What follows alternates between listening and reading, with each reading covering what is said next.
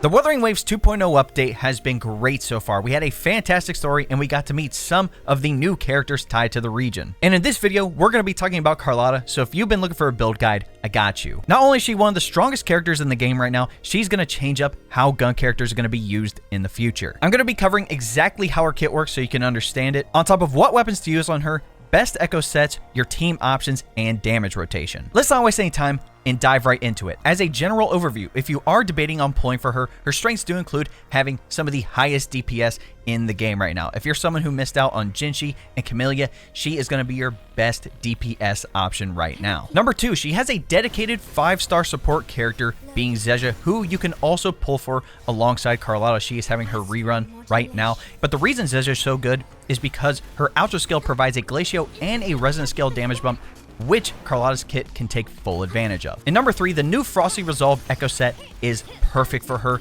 The bonuses complement her kit extremely well, and I'll talk about that more when we get to the echoes. For her combat role, she falls under a main damage dealer, like I mentioned, with higher Resonance skill damage, and if you want to get her up to level 90, here are all the materials you're going to need. Note that all these materials are from the new regions, so you're going to have to find the new flower, the sword, or course around the region, and you can get the new polygon core to drop from killing enemies and doing forgery challenges, and with the big material, the platinum core, which you can get from the Sentry Construct boss here at the Alvarado Vault. The first thing I want to do is talk about Carlotta's skills and give you guys a kit breakdown to see if it's something that you'll like using. For what skills prioritize upgrading first for Carlotta, definitely your Resonance Liberation first, then Resonance skill, your Forte circuit, then lastly your normal attack and intro skill. And here are all the materials you're going to need to upgrade these skills. Note that you're still going to need that polygon core from the new region, but you can still get the gun materials from the 1.0 regions, which is totally fine. But what's pretty cool is that we have a forgery challenge here in the new region that will provide both of these materials, which is very nice. And the Calamity boss material you're going to need is the new Netherworld Stair, which is from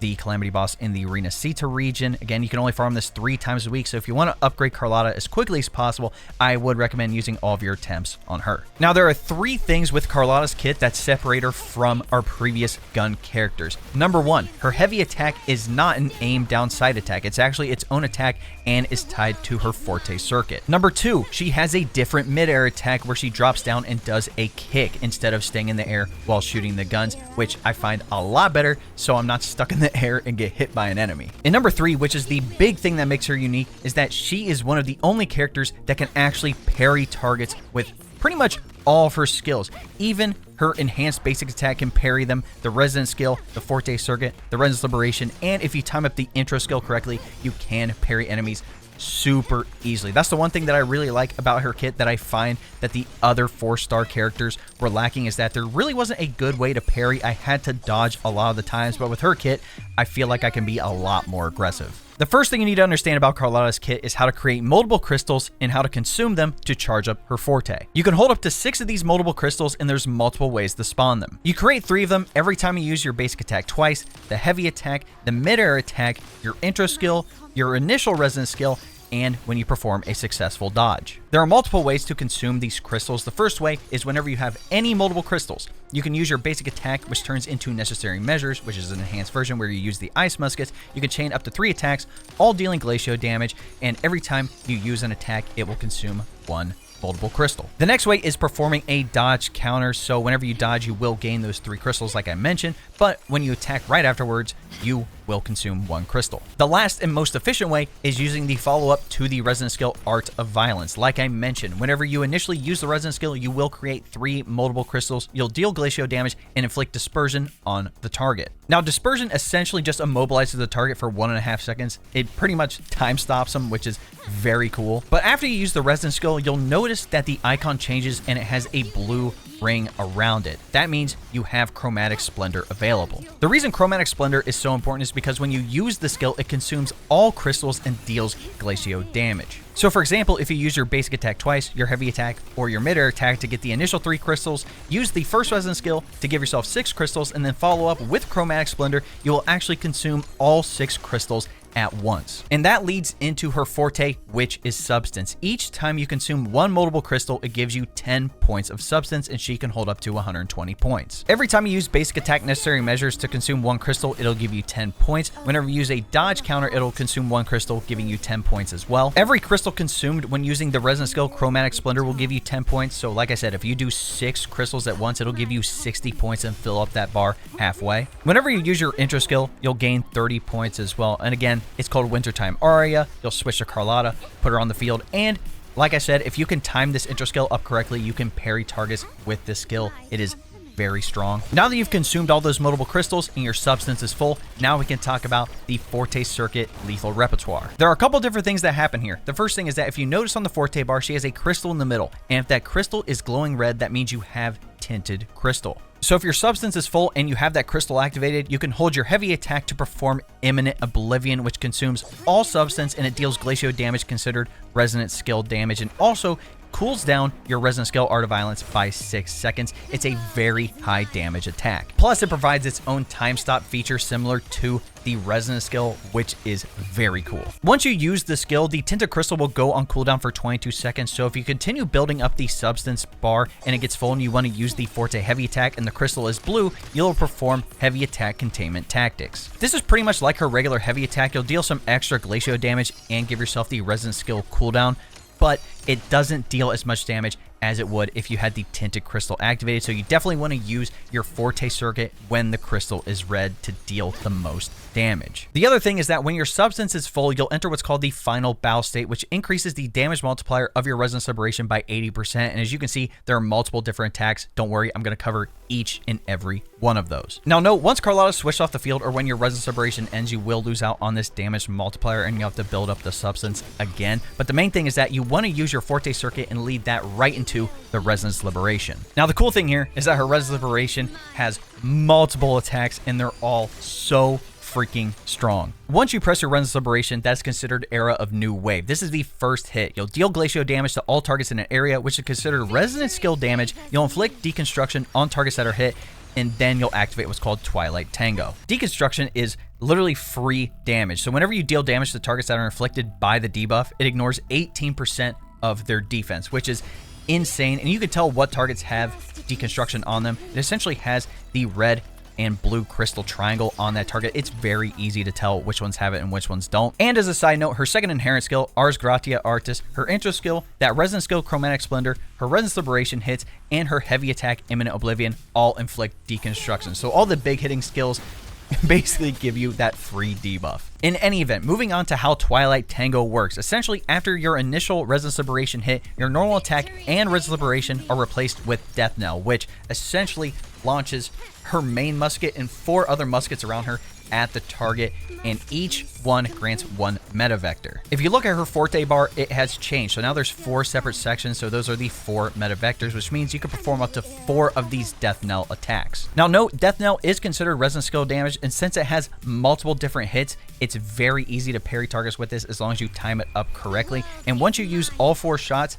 within 10 seconds and your Forte bar is full, you'll follow up with a 5th attack called Fatal Finale. This is her final attack, which has its own special animation as well. The attack is considered resonant skill damage, and after that, Twilight Tango ends and your Forte bar resets to normal. After all that, you'll probably want to use your outro skill, and I'll talk about damage rotation later, but with closing remark, you'll attack the target dealing GLACIO damage equal to 794.2% of Carlotta's attack. And since I already talked about the second inherent skill, the first one, Flawless Purity, after casting a resonant skill, Chromatic Splendor, Carlotta can perform mid-air attacks while being immune to any damage or interruptions before the mid-air attack deals damage. So from when she's in the air to the ground and the kick attack to when you deal damage, she's pretty much immune, which is crazy.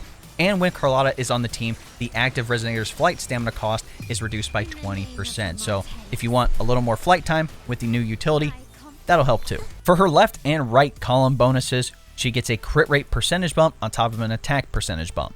For Carlotta's best weapon options, her signature, the Last Dance, is going to be your best bet, plus the pistol fits her outfit and everything perfectly. You get a flat attack and a crit damage percentage bump, and with this perk, Silent Eulogy, note this is rank 1, you get a 12% attack increase, and every time you use your intro skill or your Resonance Liberation is cast, your Resonance skill damage bonus increases by 48% for 5 seconds. And considering her kit revolves around having resin skill damage and all her attacks are considered resin skill damage, these pistols fit her perfectly. I would highly recommend pulling for her signature pistol because the other pistols that I'm going to mention do not compare at all. Even the 5-star standard static mist doesn't even compare, although it is a decent option. You'll get a flat attack and a crit rate percentage bump, and with this perk, Storming Resolution, you'll get an energy regen percentage increase, and the incoming Resonator's attack is increased by a percentage for 14 seconds, stackable up to 1 time after the wielder casts outro skill. Now, this pistol is really supposed to be used on a Concerto Efficiency character or a character that's supposed to buff the next character, obviously, so that's why I wouldn't necessarily recommend the standard pistol over her pistol. Her pistols are just way too good. If you don't have any 5-star pistols, there are a couple of 4-star ones you can use. The first one being Thunderbolt from the Battle Pass. You'll get a flat attack and an attack percentage bump. With this perk, Unstoppable, whenever you hit a target with a basic or a heavy attack, it increases your resin skill damage by a percentage, stacking up to 3 times. It lasts for 10 seconds and can be triggered once every 1 second. So these pistols are a decent option. Next would be Undying Flame. You'll get a flat attack and an attack percentage bump, and with its perk Loyalty, when your intro skill is cast, you get a resin skill damage increase for 15 seconds, which again complements her kit really well. The last one I'll mention is Relativistic Jet, which is from the 4-star weapon series in the 1.3 update.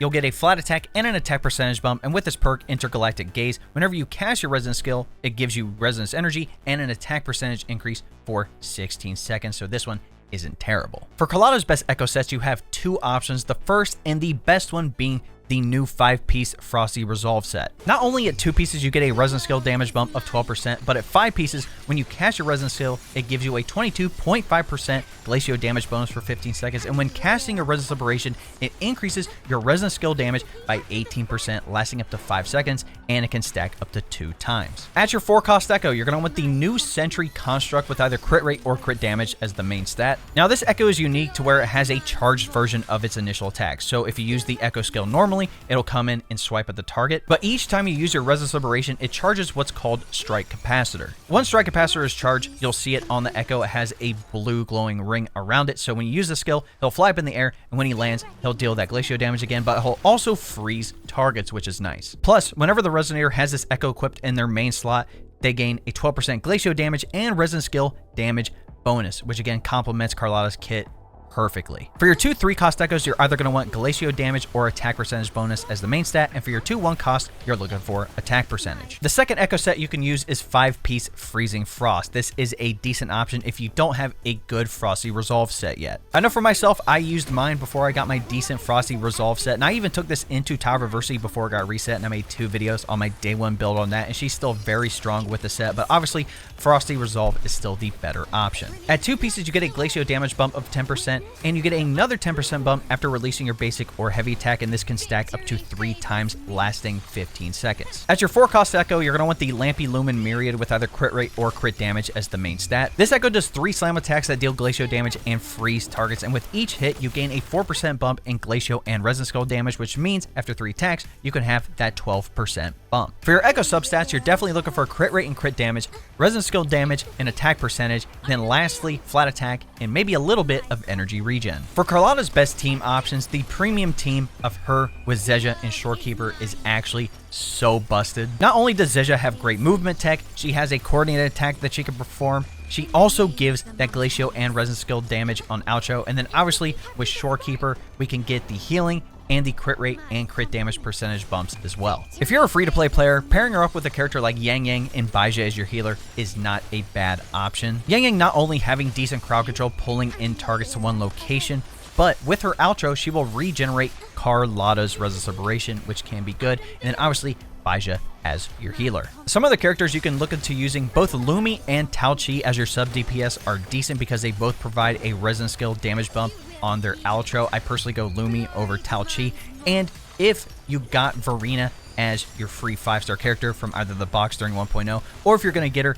as your guaranteed 5-star character, I would recommend her as your healer over Baija. Now that we've explained how her kit works and what are the best weapons, echoes, and teams to use her on, let's talk about her damage rotation. Now obviously the first thing here is building up Concerto with your sub DPS, so then you can use the outro skill for Carlotta. For me specifically, with Zezia, I definitely want the GLACIO and Resin skill damage bonuses, but once I perform that intro skill, a couple of things are going to happen. Not only do we recover 30 substance, we get 3 crystals. I would recommend using the Echo skill here. If you need to dodge counter, parry an enemy, and then use the Echo skill, you can totally do that, but we want to use the Echo skill right off the bat to get those bonuses. After that, it's up to you how you want to use the skills. Like I mentioned, there are multiple ways to create moldable crystals. There's multiple ways to consume them. If you want a fast way to consume them, make sure you have 3. Use your Resin skill, Art of Violence. That'll give you 6. Follow up with Chromatic Splendor. That'll consume all 6 and give you half of your substance bar. The main thing here is that no matter what attacks you're doing, dodge counters,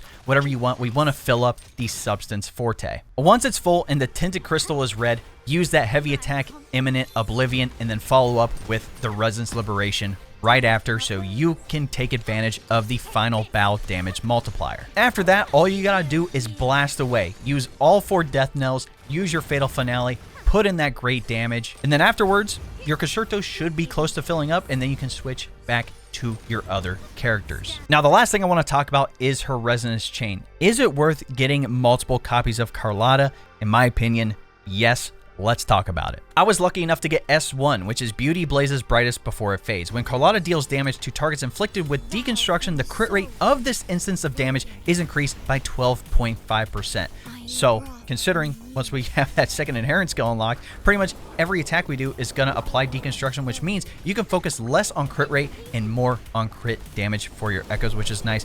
And when Resin skill, Chromatic Splendor, hits a target inflicted with Dispersion, again, which happens when you use your initial Resin skill, again, they have the time stop, Carlotta additionally restores 30 points of substance. Her S2, Fallen Petals give life to new blooms. The damage multiplier of Resin's Liberation Fatal Finale is increased by 126%, so that final hit is going to deal some damage. Her S3, Adelante Cortado Spinning and Grace, if I pronounce that wrong, definitely let me know, but it enables an extra outro skill called Kaleidoscope Spark, so you deal 1 additional strike at the end of your normal outro skill, dealing GLACIO damage equal to 1032.18% of Carlotta's attack, and the damage multiplier of both your Resin skill attacks is increased by 93%. Her S4, Yesterday's Raindrops Make Finest Swine, casting your heavy attack or either one of the charged heavy attacks grants all Resonators in the team 25% Resin skill damage bonus for 30 seconds. Her S5, Toast to Pass Today and Every Day to Come, the damage multiplier of the heavy attack Imminent Oblivion is increased by 47%. And her S6, As the Curtain Falls, I Remain What I Am. The shots of her Resin's Liberation Death Knell deal higher damage and shoot out double the number of crystal shards, representing a total increase of 186.6 in the damage multiplier of the Resin's Liberation Death Knell. Shots of Resin's Liberation Death Knell inflict what's called scattering on the targets when hit, during which the target is immobilized. The effect is removed after 1.5 seconds or when the target receives damage. Yeah, the S6 is kind of cracked. Honestly, each one of these provides some sort of bonus, which makes her even more broken. So if you can get S1 through 4, if you can get any copy of her through there, that's great. Or if you want to go all the way to S6, just know that she is going to be a nuke. But that, ladies and gentlemen, is my Carlotta build guide and kit breakdown. But let me know what you guys think in the comments. Are you liking the 2.0 update for the game? Personally, I'm loving it right now. Are you pulling for Carlotta, or are you going to be saving for the Jinshi rerun when Roshia comes out in the second half of the 2.0 update? Or are you going to be saving for other characters that they showed off like Brant, Phoebe, or Zani? I'm going to tell you right now, Zani is going to be mine 100%. Her accent, her fit, everything is fantastic. In any event, if you enjoyed the video, be sure to drop a like on it, subscribe to the channel, and turn on that bell next to notifications so you don't miss out on any other Wuthering Waves content we're dropping here on the channel. We also live stream here on the channel and then also over on Twitch. That link will be in the description. I know right now we have Twitch drops available for the game, so if you want some extra materials and some Astrite, be sure to stop on by. Also, if you want to join my community, hop in the Discord. We have an entire channel dedicated to Wuthering Waves, so if you want to post anything from images to build guides to anything like that, come on over. We're also talking about other games, including other gacha games PC tech, anime, and more. Lastly, if you want to help the channel even more, you can look into becoming a member. If you don't know what a membership is, it's essentially like a Twitch subscription. Again, you're going to gain access to the exclusive emotes, the monthly badges, and the big thing on the channel, which is getting access to all my long-form videos early. So if you'd like more information, all you have to do is press the join button next subscribe, and that'll give you a rundown with all the details you need. All right, ladies and gentlemen, it's been your boy. We'll catch you in the next one.